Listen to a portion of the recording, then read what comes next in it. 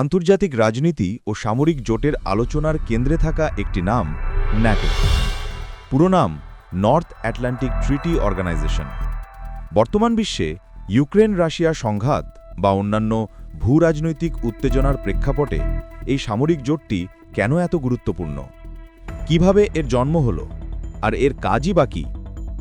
NATO হল একটি আন্তঃসরকারি সামরিক জোট। এর মূল ভিত্তি হল সদস্য দেশগুলোর মধ্যে পারস্পরিক সামরিক সহযোগিতা প্রদানের অঙ্গীকার। দ্বিতীয় বিশ্বযুদ্ধের পর 1949 সালের 4 এপ্রিল এটি প্রতিষ্ঠিত হয়। শুরুতে এর সদস্য ছিল 12টি দেশ। এদের মধ্যে ছিল মার্কিন যুক্তরাষ্ট্র, যুক্তরাজ্য, কানাডা, ফ্রান্স সহ ইউরোপের কয়েকটি দেশ। ন্যাটোর সদর দপ্তর হল বেলজিয়ামের ব্রাসেলস। বর্তমানে এর সদস্য সংখ্যা 32টি। সুইডেন সর্বশেষ সদস্য হিসেবে 2024 সালের মার্চে যোগ দেয়। ন্যাটো প্রতিষ্ঠায় মূল উদ্দেশ্য ছিল শীতল যুদ্ধের সময় সোভিয়েত ইউনিয়নের সম্প্রসারণবাদী আগ্রাসন থেকে উত্তর আমেরিকা ও পশ্চিম ইউরোপের দেশগুলোর স্বাধীনতা ও নিরাপত্তা নিশ্চিত করা। ন্যাটোর চুক্তির আর্টিকেল 5 হল এর মূল ভিত্তি।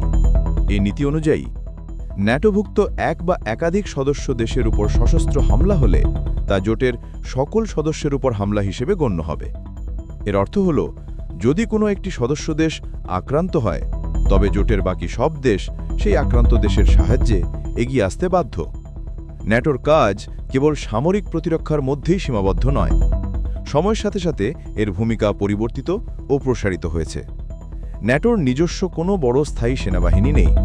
এটি মূলত সদস্য দেশগুলো থেকে আসা বাহিনীর ওপরই নির্ভর করে।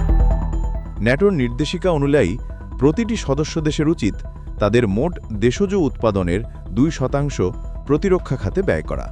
তবে অনেক দেশই এই লক্ষ্যমাত্রা পূরণ করে না, যদিও সাম্প্রতিককালে এর হার বাড়ছে। ন্যাটোর সামরিক শক্তি এবং বাজেটে মার্কিন যুক্তরাষ্ট্রই সবচেয়ে বেশি অবদান রাখে, যা এটিকে জোটে অত্যন্ত প্রভাবশালী করে তোলে। ইউক্রেনের ন্যাটোতে যোগদানের আগ্রহ এবং ন্যাটোর পূর্ব দিকে ক্রমাগত সম্প্রসারণকে রাশিয়া তার নিরাপত্তার জন্য হুমকি মনে করে। এই সংঘাতের প্রেক্ষাপটে ন্যাটোর ভূমিকা আরও বেশি আলোচিত হচ্ছে। ন্যাটো হল একটি শক্তিশালী সামরিক রাজনৈতিক জোট যা প্রায় 75 বছর ধরে তার সদস্যের নিরাপত্তা নিশ্চিত করে আসছে।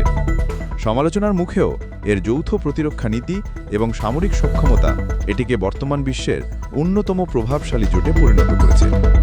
বিশ্বজুড়ে যেমন নিরাপত্তা চ্যালেঞ্জ আসছে, ন্যাটো তেমনি পরিবর্তিত হচ্ছে।